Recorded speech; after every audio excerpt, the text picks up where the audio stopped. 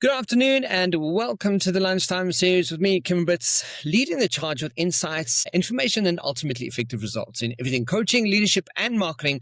Please remember to like and share the channel, guys, and help us grow our channels. In today's leadership segment, she's focused on driving strategic growth for clients considering business objectives while cultivating learning solutions as a strategic lever to enhance business results. Joining me as the Executive Head of Business Enterprise from LRMG, Nadia Barsch. How are you doing, Nadia? I am well. I'm in Cape Town. It's a cloudy day, but it's always beautiful here. So I'm doing very well. Thank you, Kevin. How are you? Good. All good. Thank you. And thank you for joining me on the podcast today. We've chatted about it, and when we connected, we had some very interesting insights about what we're going to be talking about today. But before we jump into it, tell us more about your insights and your background. Thanks so much, Kevin, and thanks for having me today. Very passionate about the topic of spiritual intelligence. So I'm really excited to connect with you and to unpack it with your audience. My name's Nadia Barsch. I'm an executive head at LRMG for the enterprise division. But more importantly, I'm very passionate about leadership and the impact that it can have as a force multiplier for good in the world.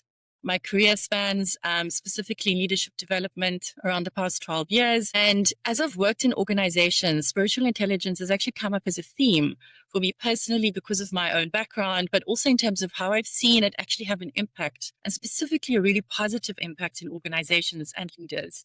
So in terms of my background, really have worked in leadership development, designing and developing solutions at a strategic level, worked with CEOs, C-suite, in order to design and deliver solutions that really have business impact. And what I'm particularly interested in is how we're actually showing behavior change, how we're demonstrating real impact for organizations. Because when leaders come to us for a solution, they're really looking for business impact, and they're looking for the leaders to shift as a result of the learning intervention that we actually put in place. So that's the work that I'm passionate about, because I really feel that we can have a positive ripple effect, not just in organizations, but in people's lives as they exit our programs, having left with something that they didn't have before. Amazing. When we connected about having a conversation, one of the things that it both resonated with us was that conversation, the spiritual leader and the spiritual intelligence. Tell us a little bit about that. Give us an insight. I mean, some of the background stuff that I was looking at on this is, we know that spiritual quotient is a thing. It's out there. There's a lot of companies, education, businesses are speaking about this. And essentially, we have IQ, we have EQ, we have SQ now that's really pushing to the fore. But there's lots of quotients.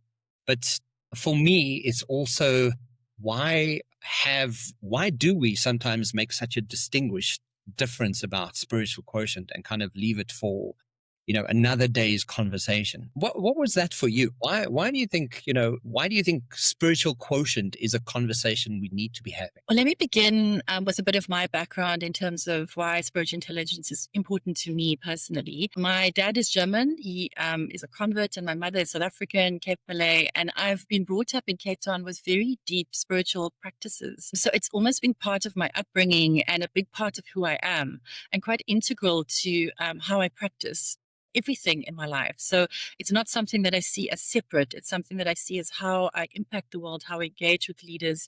And what intrigued me is as I moved into the corporate space is there's such a lack of spiritual intelligence in the way that we engage. We almost separate it and become quite masked in the way that we engage and don't always connect with it when we move into corporate spaces.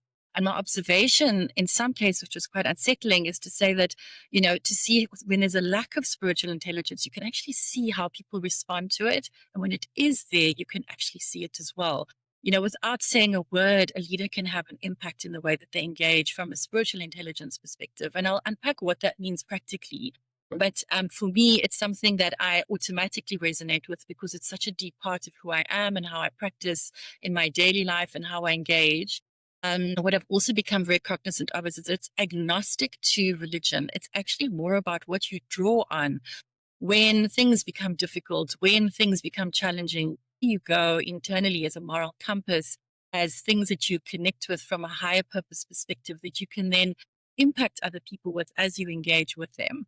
So it does start with my own practices and how I've realized that in order for us to become better as organizations, we need to bring the whole person into the organization, everything that they do and how they practice, so that we actually embrace the whole holistic human being, as opposed to bring parts of ourselves where we have to mask and play the political games and all the rest. When in fact, if we operated from this place, it would mean greater transparency, greater connectedness, greater ability to actually connect and trust with people, have built trust with people, operating from a very different space. And there's just deeper authenticity as you engage. And that for me, I think, has been where it started and why I started asking myself questions around what are the differences that I'm seeing when somebody operates with spiritual intelligence and when they don't. And what is the impact on the organization, the leaders, the people that they engage with, and how do we actually start quantifying this and making it something that is not an uncomfortable conversation to have, but something that we actually start normalizing, so that we can actually bring our whole selves into the room. I love that. And, if you think of those quotients, like one of the notes that I made about this is IQ is how we think, EQ is how we feel and connect, but spiritual quotient is the align of truth, purpose, and interconnectedness. And speak to us about when you say some of those differences of seeing leaders actually, firsthand kind of accounts. What are some of those very obvious things that stand out from someone who actively leads with spiritual quotient and someone who doesn't? What is that for you? How have you seen that? I'm going to take a step back and just talk about the neuroscience in our brains for a moment, because it actually has an impact on that particular piece. I'm really fascinated by the neuroscience research that says often we are operating from our limbic system, which is flight, fright, or freeze. And generally that means we're being highly reactive. And we're engaging with individuals in a particular way that is maybe not necessarily always constructive. You're in survival mode, and it does create a very defensive and sometimes combative approach in the way that we connect. When I've seen somebody operate from a place of spiritual intelligence, they are not in their limbic system. They're operating from their prefrontal cortex, which is basically that space where you can operate with logic. There's a level of calm. You can actually work through things, and it's a connectedness. It's a very different energy in the room. And it's the ability to pause, literally the ability to pause in that moment when things become difficult, when you know that you're about to move into a slightly maybe combative, or things are actually slightly moving to a courageous conversation. And it's maybe getting, you can feel egos are starting to bristle. It's when I've seen that moment of pause and the ability to go, okay, let's take a step back. Let's not move into that space. And I think we all have examples where we know where we climb up the ladder and things start getting more heated. And when I've seen leaders being able to engage at a very different level, that ability to see the bigger picture, to connect with the meta skills of what's happening in the room and see things from a different perspective. It's the ability to hold the both and in the room, to say, I can hear your perspective, Kevin. Let me understand it. Let me play it back to you. And it's almost calming things down so that we're able to have a very different dialogue. But more importantly, it's also if you have to make a difficult announcement to a team, and actually just being vulnerable and authentic, just connecting with people on a human and a heart level, that elevates the conversation to a completely different level, and people can feel it. That's why I always say that sometimes our leadership impact is actually happening without us saying a word. It's our energy, it's what we give off, it's the way we connect with people.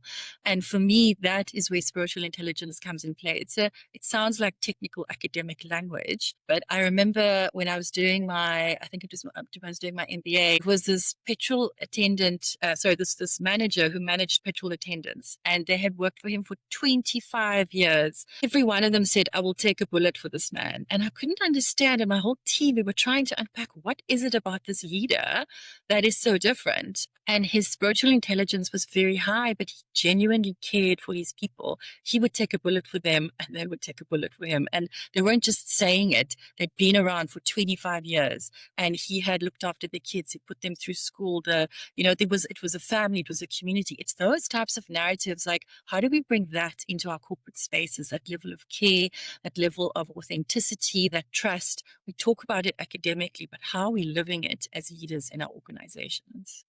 Yeah, I love that you make that point, because I think the knowing about something and being something is very different.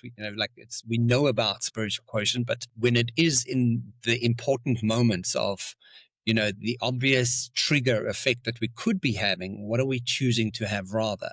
And how do we step back? How do we take that pause? One of the things that I've always come across around this conversation is the confusion between spirituality and religion, and people actively making that distinction, saying, well, that's not something we do here because you're bringing other conversations into into this environment. How do you separate those two? Obviously, I hear what you're saying, but people very often connect it to a religious perspective. It's such a good point. And thanks for highlighting that, Kevin. At the core, for me, it's about values, purpose, and meaning. How do you link to, as you're leading, to your values, your purpose, and your meaning? And it's the meaning making piece that is so critical. So for me as a leader, there are, critical things that are really, really important to me around integrity, authenticity, values, transparency that I try and practice and bring into the way that I engage with others.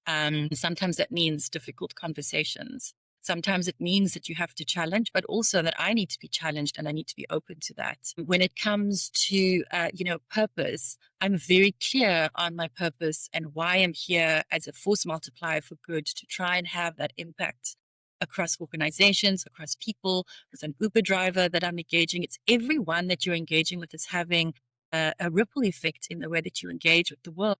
And then that has a further ripple effect as well.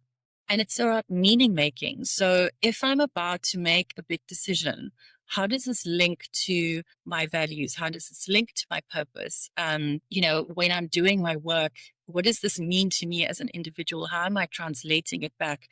So when you're drawing on all of those things, and even when you have to make a difficult decision and you're drawing on those elements, all of those are things that we share, but it's about being clear on those things because the people that you lead can feel if you are clear on your purpose, your meaning, and your values, and they connect with that. So I think if we distill it down to those areas, it's easily connectable to everything else. Fortunately, it's not something that we normally talk about. It's hard for people to talk about the soul, the spirit. It feels like a topic that feels taboo. And I think it's something that we should normalize. My deep observation is that we are spiritually starved within corporate spaces. I think there needs to be more connection to meaning, values, purpose in a more deliberate and authentic way. It's not about having your values on the wall and walking past them. It's about the experience that I have with you as a leader, the impact that you leave when you leave the room. Are people talking about you in a particular way? Are you actually having an impact from a positive perspective? Do they trust you? Do they trust you will lead them in a positive way? Those are all things that we automatically connect with. And I think it's about maybe making it more normalized, but also integrating it in a more deliberate way. I love it, and I love the fact that you use the word normalize, because it's not something that it's sort of apart from us. There's a humanness to spirituality. There's a human quality to that, and like you say, our values, our perceptions, our beliefs, how we bring ourselves to a moment is ingrained, and it's inevitably a human kind of approach. And I always like to kind of think of it as, well, this is just a human speaking to a human. How can we just connect at a human level, right? One of the conversations when we first met is the importance of this conversation. And correct me if I'm wrong, but I think you mentioned that, the world we currently living in a bit of a crisis mode, and everyone feels it. Everyone feels that there's this urgency, there's this fear, there's this unspoken something happening that not everyone has the ability to kind of put their finger on it.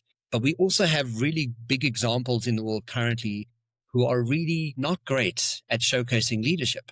And the question is, well, what needs to be done, and why do we need to this conversation? What do you think that overarching message is starting to come up and start surfacing? What do you think that is? It's interesting. I did a LinkedIn post recently on silence and how sometimes the biggest shifts actually happen in silence and when nobody's watching and when nobody actually knows it's happening. And what's intriguing me right now is there's a lot of noise. there's a lot of noise about a lot of different things, and there are a lot of difficult things that we're having to grapple with and make sense of. And for me personally, from a spiritual intelligence perspective, the thing that is helping me to navigate it is actually to cultivate quiet spaces where I can actually do whatever meditation practices, my religious practices, to actually quiet everything down so that I can actually get to a point of stillness. And in that quiet, there's a level of wisdom and a level of peace and tranquility that you can tap into to just take a step back from the noise. And I think this is something that would aid a lot of people. It could be transcendental meditation. It could be whatever practices you have in your particular area that you're drawn to. It's about finding those quiet spaces where we can just pause. It's so rare to find quiet spaces and silence. Everything is about noise, the loudest post, the person with the most likes. And I just find that that noise can actually become very disorientating. And for me, the biggest thing right now is how do we find our own center? And if we can do that and then be clear on our purpose, our values, our meaning, and what we're seeing, you can kind of make sense or try to make sense, even though it's very hard to right now, just given all the volatility of what's happening. For me personally, and I believe there's always grace and hope, and we're in that difficult phase at the moment, but there's always an opportunity to come through the other side with an understanding when you look back. Okay, I get it now. And you can see and you can sometimes understand why things have happened. But we're in a very hard space right now. And the only thing that is helping me is just finding those quiet spaces to be able to distance myself from all the noise, which is highly distracting and hard to actually find your center. In any space that we find chaos, that ultimately is the key to be able to navigate it more effectively, is my view. Yeah, I love that. And I love the importance of, I remember being in a coaching session where one of the delegates was sharing the importance of understanding the chaos versus the signal. And when we find that quiet, when we find the moment of let me just step away from that noise, from the chaos, and really find what is the signal that you choose. Which one are you actively wanting to be aware of more? And suddenly, that permeates and that starts giving you the wisdom, the thinking, the processing. I shared my book with you, The Future of Work is Human. For me, COVID happened and you saw this mass movement of humans doing what they did. And I was like, that is weird. Like humans don't just generally do that. We don't just change behavior like that. So for me, it was like the curiosity. It was like, what does that mean? And what does that mean from a perspective where if that could happen, what does that mean for the future of work? And the reason I'm asking this question is based on the explosion of what AI has done. And one of the things that, I've learned over the last 10 years of my career is this contrast. And the beautiful thing about contrast is when you know what you don't want, you know what you do want, right? There's contrast. And AI is really pushing this agenda of artificial intelligence and what it can do. But it's almost pushing a complete sentiment and insight onto what human intelligence is. And what is that on purpose? What is that specifically? And I think it ties so beautifully into what spiritual intelligence starts forcing us to look at. Because we always rely on an external position and an external something to educate and inform what we're about to do.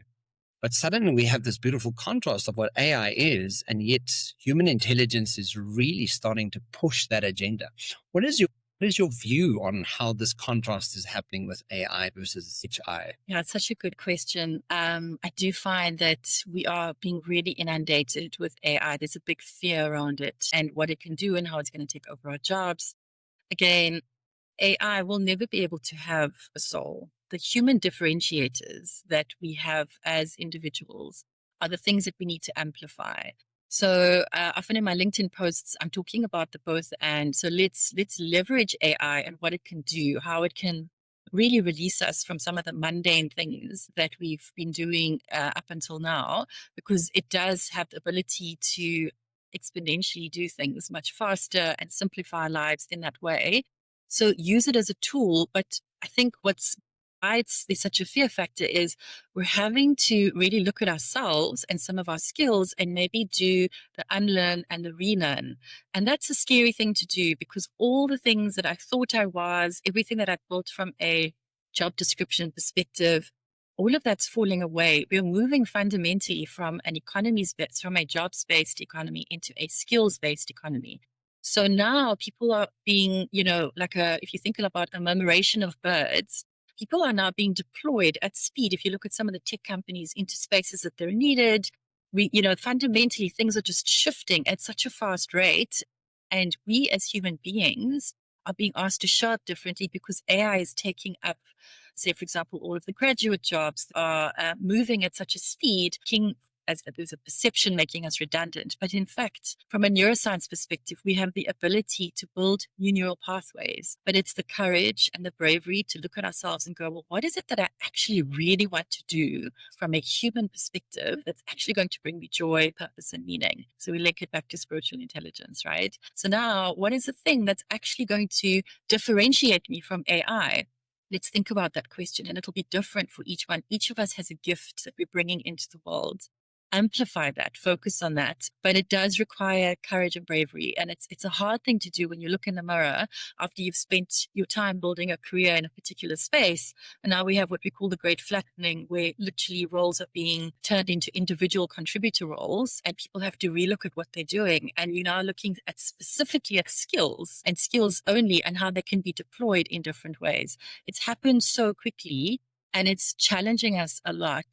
But again, if you come back to yourself and you connect with your own purpose and meaning and your values, there's a way to navigate through it. So it always is your moral compass. It's your guide in times of turbulence and difficulty. For me personally, I'm always like, when the lights go off and there's no one around you, where do you go internally? What do you draw on as your source of strength, guidance? What is it that helps you to navigate things? And for me, I know where that is. I'm very clear on where I draw my strength from and what my moral compass is and how, I'm going to differentiate myself in a space that is constantly evolving. I believe that there's an opportunity for growth. And to be honest, it excites me because it means that, we're constantly evolving and changing. But that can be a scary space. So it does require bravery and courage. Yeah, and I think that's true. It's almost affording us to critically think about ourselves, at this fast pace. And okay, so it is happening. Like, what does that mean for us now?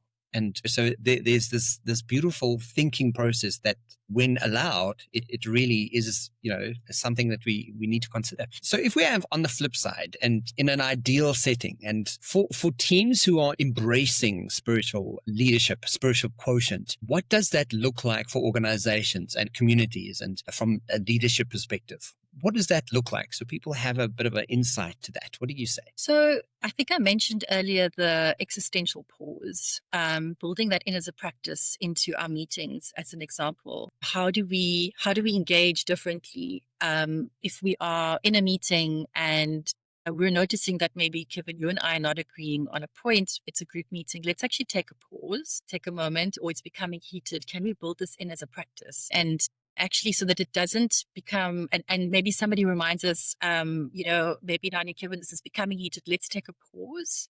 Let's do a bit of a breathing exercise. And I know that sounds really foreign because it's very tap, but there's a 4-square breathing exercise, which literally calms your whole limbic system down. And I know you're familiar with it.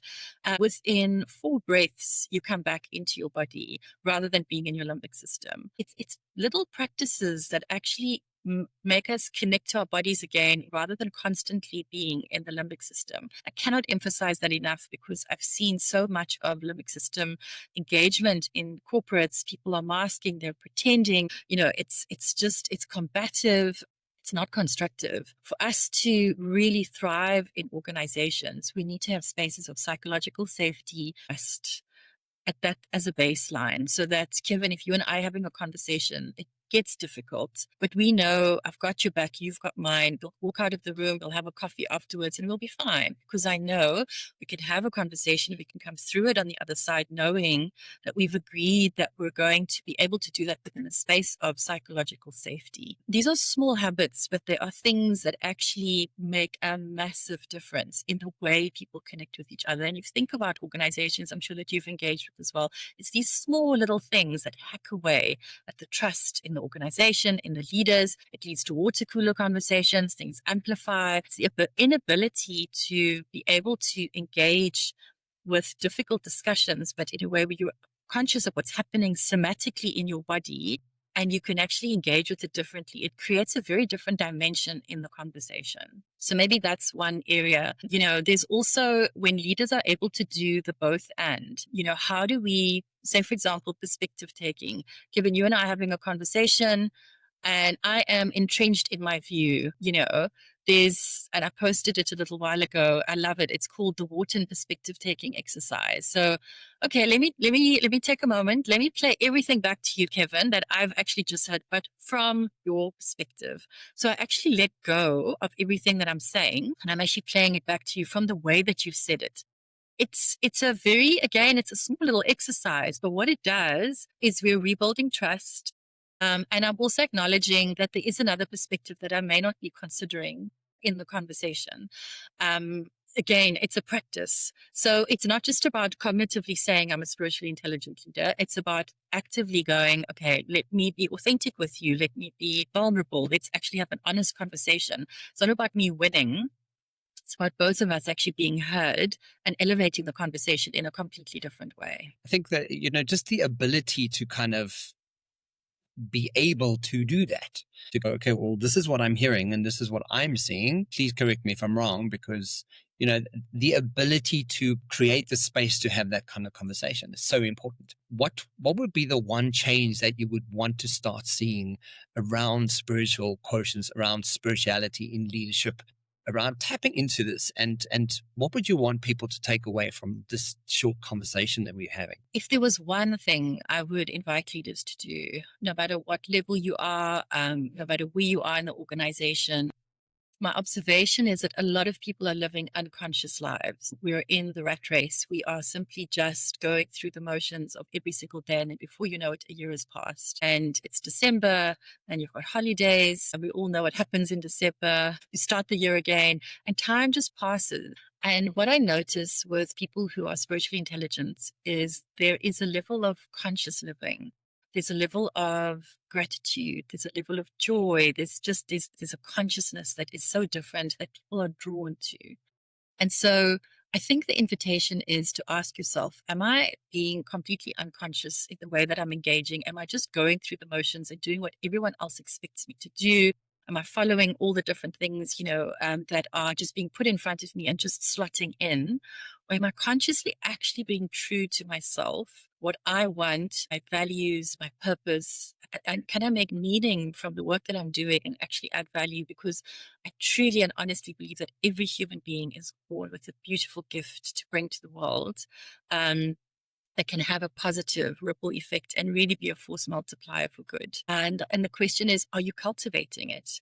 Take the time to do an exercise.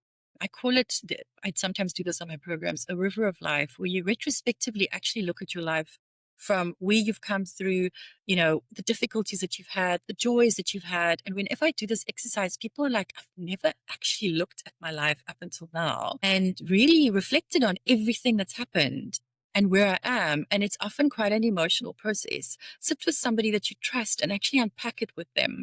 And then think about, well, what is the rest of this process going to look like? Am I consciously living? Because ultimately, that's what spiritual intelligence is. It's being conscious in every moment, practicing gratitude, being aware, having that ripple effect in your space that people can resonate with. But more importantly, a life that you're proud of and a life that you have really cultivated and you've done the best that you can with the resources that you have in order to have a positive impact on the world.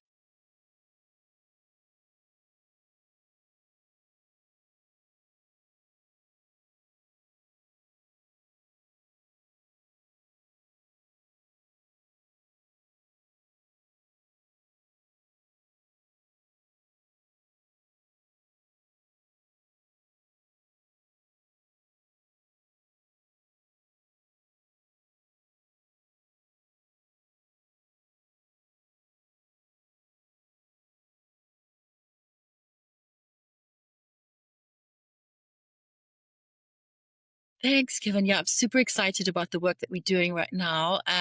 If you follow me on LinkedIn, there's posts that I'm doing weekly about workforce readiness. We are deeply passionate about at LRMG about really accelerating organizations and taking them into the future. And we're cognizant that right now there's such great levels of change. So my LinkedIn posts weekly have actually been a way to kind of create a community of practice, a space where we can, really chat about the thought leadership that's happening within LRFG and how we're supporting organizations through workforce readiness. And we believe that through the four lenses of visibility, agility, skills, and inspiration, it covers all the four gaps that people are experiencing in businesses and how we can actually support them to take them forward.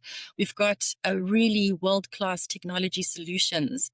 Combining that with culture, those are the accelerators that are actually going to help to boost your organizations and help leaders really enable them through the level of disruption and change that we're currently experiencing.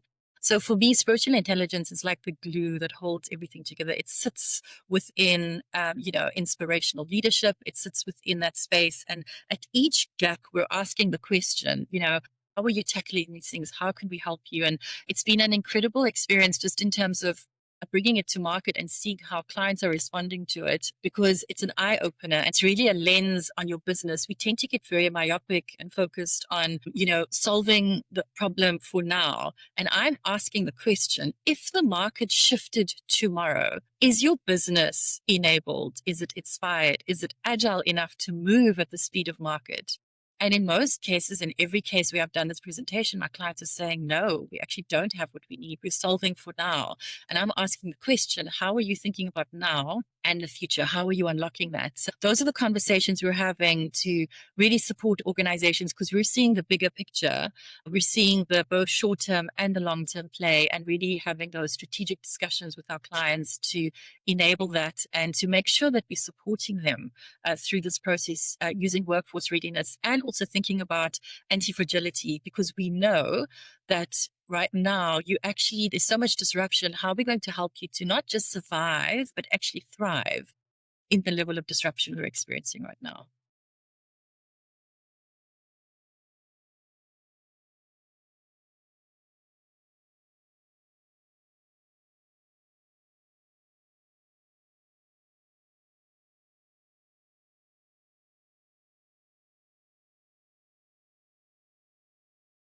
You can connect with me on LinkedIn, my LinkedIn profile. So it's Nadia, Nadia, and it's Barsch. Don't forget the SCH, it's the German part. So you could connect with me on LinkedIn, but we have an LRMG website. We have an amazing team.